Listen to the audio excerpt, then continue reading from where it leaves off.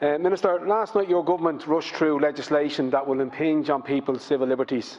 I was waiting to speak on amendments that I put down in relation to repealing Part 5 of the Mental Health Act, which allows mental health tribunals to be reduced to one-member-based paper tribunals.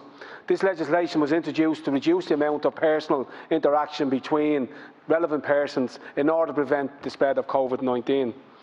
And in fact, Minister, since this legislation was introduced, there's been 755 mental health tribunals, and not one of these tribunals have had to use the emergency powers. There was no need last night to extend these emergency powers, and all the evidence suggests that they are not being used at all.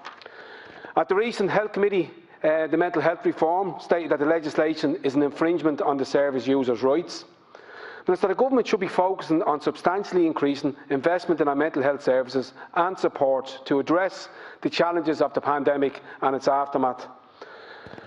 This was really one of the most undemocratic processes that I've ever been involved in last night. The fact that the debate was guillotined and took away the opportunity to ask any questions I had, such as what input did your department have in this decision, Minister? Why do you think that it was extending these extraordinary powers was absolutely warranted last night? Minister, we also had a very informative meeting of the subcommittee on the mental health. Subcommittee on Mental Health this week, where we met representatives of the LGBTI plus community. This is Pride Month, and I just want to send out a message of support and solidarity to all members of the LGBTI plus community. We've received a very comprehensive report that stated that 93% of young people in the LGBTI community were struggling with anxiety, stress or depression during COVID-19. And this was in comparison of 53% of the general population, Minister. These findings are really, really stark, and we need to put in place measures that will positively impact on their mental health and physical well-being. Minister, I ask that you read the report and you implement the appropriate measures outlined. Minister, and you mentioned in your statement there, current legislation around the age of consent in accessing or refusing mental health treatment are barriers to all our young people. However, there is a specific barrier in which only those aged 18 and over can consent or refuse the treatment poses a significant barrier to the LGBTI community again. And I do acknowledge your commitment in amending the Mental Health Act. But in relation to the mental health, this creates circumstances for LGBTI young people wherein their access to mental health services is dependent on their willingness to share their needs with their parents or guardians. And as research has demonstrated, many LGBTI plus young people are not supported in their home avoidance because of sexual orientation or gender identity, and this can become a barrier in then obtaining the proper supports. But Minister, what really concerns me is that young people in the LGBTI community are still being subjected to conversion therapy, as they do not have the legislative right to refuse this draconian practice. But myself and Johnny Moyden have introduced legislation to the Bills Office. Now, I think the Mental Health Act Amendment Act will supersede this, but this will enable 16 and 17-year-olds to both consent and access mental health treatment on parity with physical health. This so-called conversion therapy, Minister, has no place in our society.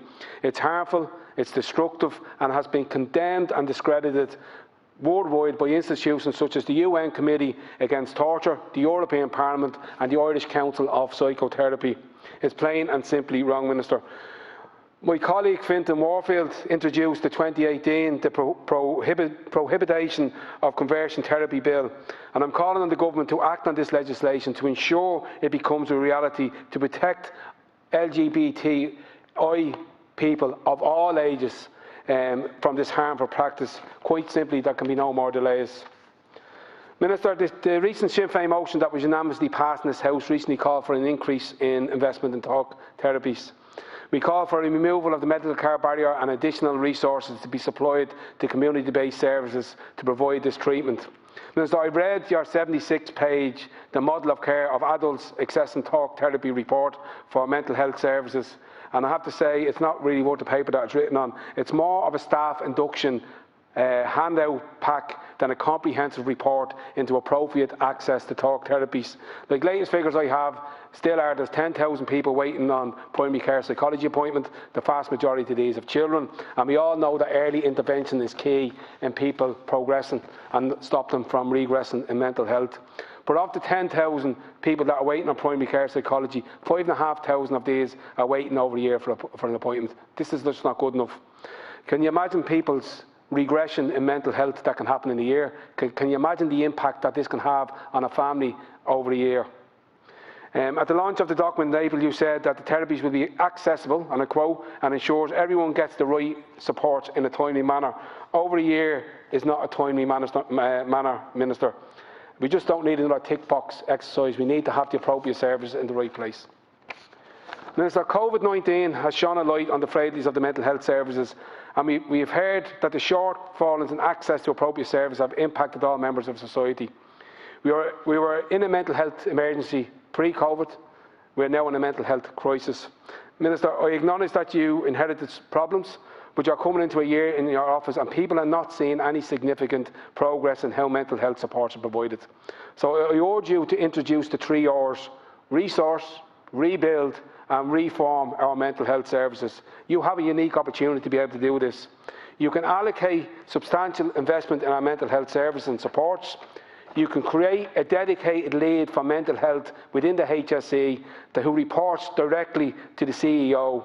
You could increase the staffing in the HSE adult community mental health teams and CAMS to address the unacceptable waiting lists.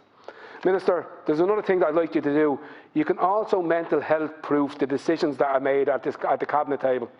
Every decision that is made has an impact on people's mental health, and if your government can address the challenges of inadequate income, inadequate employment and inadequate housing, this would have the biggest impact in positive mental health and quality of life. Go to Mark Ward.